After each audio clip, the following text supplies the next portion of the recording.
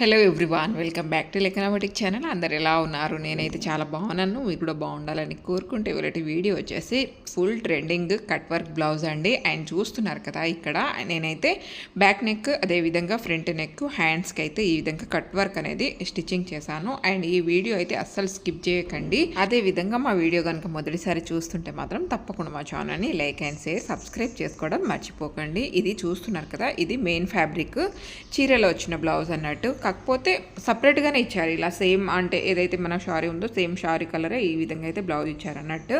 నేను ఈ బ్లౌజ్ వచ్చేసి నేను ప్రింట్స్ కట్ చేశాను. ఆల్రెడీ మనం prints cut blouse cutting video అయితే పెట్టి ఉన్నాను కాబట్టి నేను జస్ట్ ఇక్కడ స్టిచ్చింగ్, అదేవిధంగా మెయిన్గా మనకు దీంట్లో వచ్చేసి కట్ వర్క్ ఎలా స్టిచ్చింగ్ చేసుకోవాలో, ఈజీగా ఎలా స్టిచ్చింగ్ చేసుకోవాలనేది అండ్ ఈ వీడియోలో అయితే చెప్దాం అనుకున్నాను. అండ్ ఇక్కడ చూస్తున్నారు కదా, ప్రింట్స్ కట్ బ్లౌజ్ అయితే నేను వీడియో పెట్టాను కాబట్టి జస్ట్ కట్ వర్క్ ఎంత సింపుల్గా కట్ చేసుకోవచ్చు అనేదే ఈ వీడియో అన్నట్టు. ఇక్కడ చూస్తున్నారు కదా, నేనైతే పేపర్ స్టిక్ తీసుకున్నాను.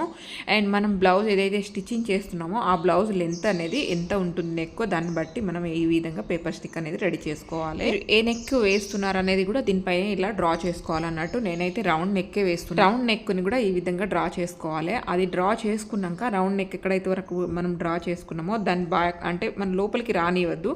రౌండ్ నెక్ మీది నుంచే ఈ విధంగా నేనైతే 1.5 ఇంచు వెడల్పు కట్ వర్క్ అనేది పెడుతున్నాను అన్నట్టు. ఏదైనా సరే మీ దగ్గర చిన్నగా అట్టలాగా ఉన్నా సరే దాంతోనన్నా ఈ విధంగా షేప్ అనేది కట్ వర్క్ వచ్చేలాగా ఈ విధంగా షేప్ కట్ చేసుకొని పెట్టుకోండి. మీకు ఎంత వెడల్పు కావాలో దాన్ని బట్టి మీరు కట్ చేసుకొని పెట్టుకోండి. ఇక్కడ చూస్తున్నారు కదా, ఈ విధంగా అయితే నేను గీసేసాను, మొత్తం క్లియర్గా మీకు కనిపిస్తుంది కదా.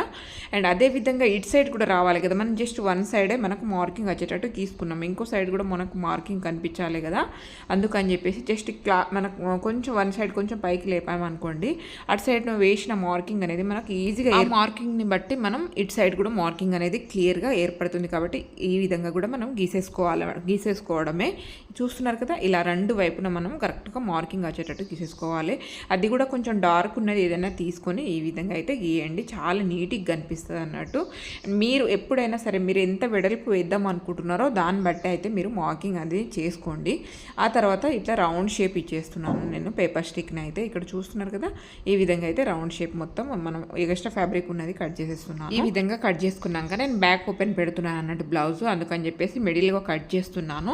లేదు మీరు రౌండ్ నెక్కే పెడుతున్నారు, బ్యాక్ ఓపెన్ లేదు ఫ్రంట్ ఓపెన్ అనుకుంటే మాత్రం అక్కడ కట్ చేయాల్సిన అవసరం లేదు. ఇక్కడ చూస్తున్నారు కదా, మెయిన్ ఫ్యాబ్రిక్ కూడా మనం డాట్స్ కోసం అని చెప్పేసి ఇలా రెండు కలిపి ఉన్నప్పుడే నేను మార్కింగ్ అనేది చేసుకున్నాను. ఆ తర్వాత ఇట్లా డైరెక్ట్ నేనైతే మనం ఏదైతే మనం లైనింగ్ కట్ చేసుకొని పెట్టుకున్నామో అది కూడా ఎక్కడి నుంచి నెక్ స్టార్ట్ కావాలనుకుంటున్నామో అక్కడి నుంచి అయితే ఈ విధంగా నేను అటాచ్ అనేది చేసేస్తున్నాను. ఈ పేపర్ స్టిక్ అనేదండి మనం అంటే మనం ఐరన్తో కూడా అటాచ్ చేసేయచ్చు ఫ్యాబ్రిక్కి. కాకపోతే ఎందుకులే అని చెప్పేసి నేను డైరెక్ట్ ఇలా ఒక లూజ్ కుట్టు పెట్టేస్తున్నాను. మనకు పేపర్ జరగకుండా ఉంటే చాలన్నట్టు ఈ విధంగా లూజ్ కుట్టు పెట్టేసి మనం మెయిన్ ఫ్యాబ్రిక్కి మళ్ళీ ఇంకొక కుట్టు అనేది వేసేసేయాలి. మనం మూలలు దింపినప్పుడు ఏమాత్రం జరగకుండా ఉండాలి అంటే ఈ విధంగా కుట్టు అనేది వేసుకోవాలి. లేదంటే పిన్ ఉంటే పిన్నుతోనే పెట్టేసుకోండి. కాకపోతే కుట్టు వేయడానికి, ఒక స్టిచ్చింగ్ వేయడానికే ట్రై చేయండి, చాలా నీట్గా ఉంటుంది, ఏమాత్రం జారకుండా ఉంటుంది అన్నట్టు, అందుకని చెప్పేసి చెప్తున్నాను. ఆ తర్వాత ఇక్కడ చూస్తున్నారు కదా, నిడిల్ బయటికి తీయకుండా ఆ షేప్ ఏదైతే ఉందో మనం ఆల్రెడీ మార్కింగ్ చేసుకున్నామో ఆ షేప్ మీద నుంచే ఈ విధంగా కట్ వర్క్ అనేది రావాలి. ఇది ముందే కట్ చేసుకొని పెట్టుకోకూడదు.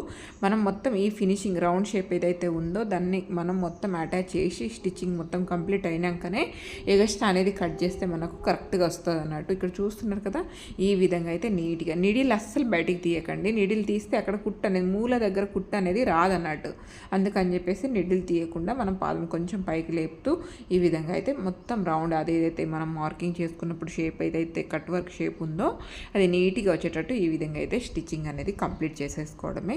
మనం అందుకని చెప్పేసి అది ఎటు కదలకుండా ఉండడానికి అని చెప్పేసి మెయిన్ ఫ్యాబ్రిక్ అటాచ్ చేసినాక ఒక స్టిచ్చింగ్ అనేది వేసామన్నట్టు.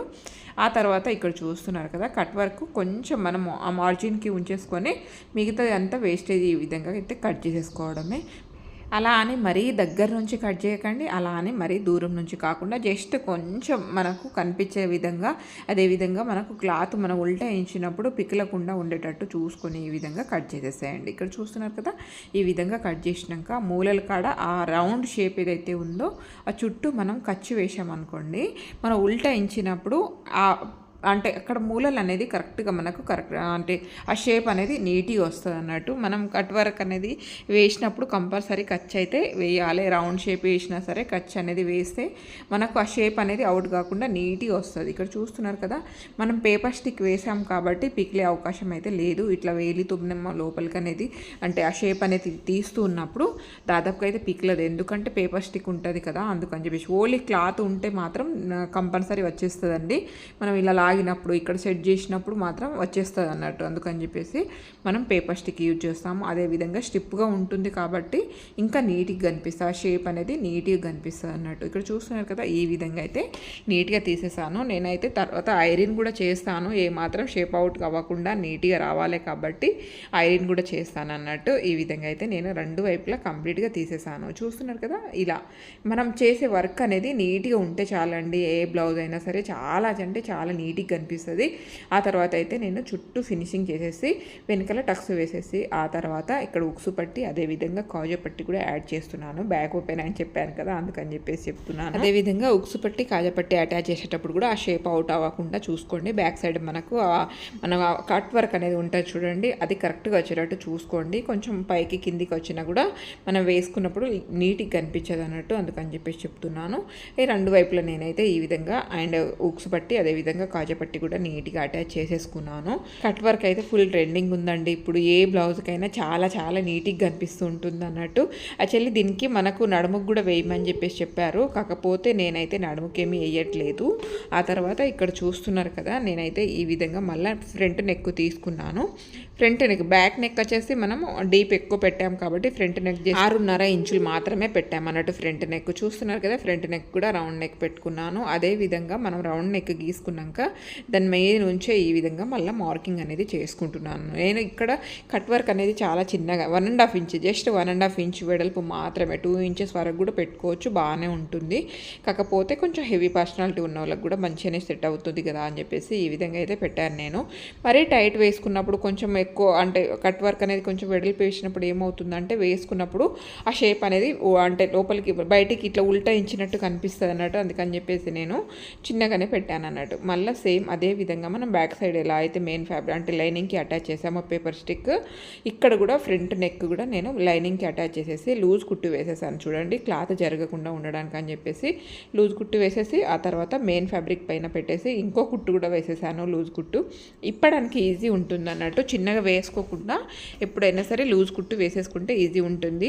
ఇక్కడ ఇంకా కట్ వర్క్ కదండి, చాలా టైం పడుతుంది కాబట్టి పిన్నుతో కాకుండా మనం ఇలా స్టిచ్చింగ్ చేసుకుంటేనే ఈజీ ఉంటుంది అన్నట్టు. ఎటు జరిపినా ఆ షేప్ మాత్రం ఏ మాత్రం అవుట్ కాకుండా నీట్గా వస్తుంది అన్నట్టు. చూస్తున్నారు కదా, ఈ విధంగా ఫ్రంట్ నెక్ కూడా నీట్గా మనము అటాచ్ చేసుకుంటున్నాము. అండ్ ఇక్కడ నేను స్టిచ్చింగ్ చేశాను కాబట్టి అసలు ఏ మాత్రం ఇటు అటు కాకుండా నీట్గా వస్తుంది. ఈ విధంగా చేసి చూడండి ఒకసారి మీరు. కొంచెం ఇప్పడానికి టైం పడుతుంది కానీ ఎలాంటి ఇబ్బంది అయితే ఉండదు అన్నట్టు. మనం చేసే వర్క్ అనేది నీట్గా రావాలంటే చిన్న చిన్న ఇలాంటివి చేయొచ్చు, ఏమీ ప్రాబ్లం ఏమీ లేదు. మనం అంటే అసలు ఏ మాత్రం నీట్గా రాకుంటే మనం బ్లౌజ్ స్టిచ్చింగ్ చేసిన దానికి అర్థం ఏముంది చెప్పండి, అందుకని చెప్పేసి చెప్తున్నాను. ఈ విధంగా అయితే నీట్గా అటాచ్ చేసేసి ఎక్స్ట్రా ఉన్నది కూడా సేమ్ ఇదే విధంగా కట్ చేసేసేయండి. ఎక్స్ట్రా ఉన్నది కట్ చేసేసి ఆ తర్వాత కచ్చి అనేది పెట్టేశారనుకోండి, ఈ ఫ్రంట్ నెక్ కూడా మనకు రెడీ అయినట్టే. ఫ్రంట్ నెక్ కూడా ఇక్కడ రెడీ అయిపోయింది. ఫ్రంట్ నెక్ కూడా ఈ విధంగా తీసేస్తున్నాను నేను చూడండి. నీట్గా ఈ విధంగా తీసేసేయండి. మెల్లగా చేసేసుకుంటే వర్క్ సరిపోతుంది. దీన్ని మనము వెడల్పుగానే వేసాం కాబట్టి మనం వేలితోనే అంటే సరిపోతుంది, పిన్నుతోనో దీంతోనో అనాల్సిన అవసరమే లేదన్నట్టు ఈజీగా వచ్చేస్తుంది. చూసారు కదా, ఈ విధంగా అయితే నీట్గా వచ్చేసింది. దీన్ని కూడా నేను ఐరన్ అనేది చేసేసాను. ఆ తర్వాత ఫినిషింగ్ అయితే ఇచ్చేసాను. ఆ తర్వాత అండి ఇక్కడ హ్యాండ్స్కి కూడా నేను కట్ వర్క్ వేస్తున్నాను కదా, హ్యాండ్స్ కట్ అంటే మార్కింగ్ చేసుకుంటున్నాను చూడండి. హ్యాండ్స్ కూడా అండి ఇక్కడ చూస్తున్నారు కదా, మన మెజర్మెంట్ బ్లౌజ్ ఎంత అయితే లూజ్ ఉంటుందో అక్కడికి మార్కింగ్ చేసుకొని ఆ తర్వాత మనము కట్ వర్క్ మార్కింగ్ అనేది చేసేసుకోవాలి. ఎక్స్ట్రా అవసరం లేదు, స్టిచ్చింగ్లోనే పోతుంది కదా, అందుకని చెప్పేసి చెప్తున్నాను. మనం బ్లౌజ్ మెజర్మెంట్తో చూసేసుకొని ఈ విధంగా మార్కింగ్ చేసేసుకుంటే సరిపోతుంది. చూసారు కదా ఎంత బాగా వచ్చిందో. సేమ్ దీన్ని కూడా మనము ఏమాత్రం కదలకుండా ఉండాలి అని చెప్పేసి ఈ విధంగా మనం దీన్ని కూడా అయితే మనం లైనింగ్కి అటాచ్ చేసేసాము. ఆ తర్వాత మళ్ళీ కదలకుండా ఉండడానికి అని చెప్పేసి మళ్ళీ మెయిన్ ఫ్యాబ్రిక్ పైన పెట్టేసి ఇంకా లూజ్ స్టిచ్చింగ్ వచ్చేసి కింది వైపు నుంచి వేసామన్నట్టు. ఇక్కడ చూడండి లాస్ట్కి వేసాము ఎడ్జ్కి.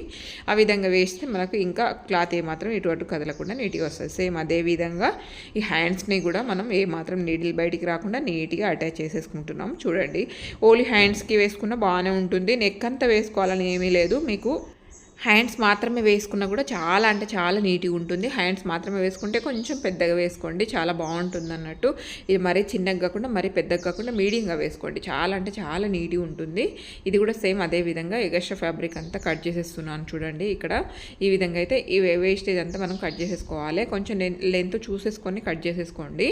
ఆ తర్వాత మనం ఇక్కడ ఖర్చు వేసుకుంటే మనం థ్రెడ్ వేసుకున్నాం కదా లూజ్ కుట్టు, అది కూడా ఇప్పేసాను నేను. ఇక్కడ చూడండి లైనింగ్కి అటాచ్ చేసిన కొట్టు ఇప్పాల్సిన అవసరం ఏమీ లేదు, ఎందుకంటే అది మనకు బయటికి కనిపించదు. అదేవిధంగా దాంతో మనకు డిస్టర్బెన్స్ ఏమీ ఉండదు. అది ఇంకా ఉంటే ఆ కుట్టు అనేది మనకు ఆ పేపర్ స్టిక్ అనేది బయటికి రాకుండా నీట్గా కనిపిస్తుంది. ఆ తర్వాత ఐరన్ అయితే చేసేసుకున్నాను నేను. ఇక్కడ చూస్తున్నారు కదా ఎంత నీట్గా అద్దినట్టు వచ్చిందో. ఐరన్ చేసేసుకున్నాక ఐరన్ చేసేసుకుంటే మనకు ఈజీగా ఇంకా ఏమాత్రం గుల్ల లేకుండా నీట్గా వస్తుందని.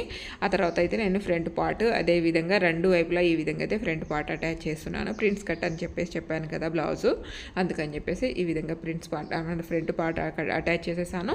అదే విధంగా మనం హ్యాండ్స్ అంతా రెడీ చేసుకున్నాం కాబట్టి హ్యాండ్స్కి కూడా ఈ విధంగా అయితే మనం బాడీ షోల్డర్ అటాచ్ చేసుకున్నాక హ్యాండ్స్ కూడా అటాచ్ చేసేస్తున్నాను. చూడండి ఇక్కడ చూడండి ఎంత నీట్గా వచ్చిందో బ్లౌజ్.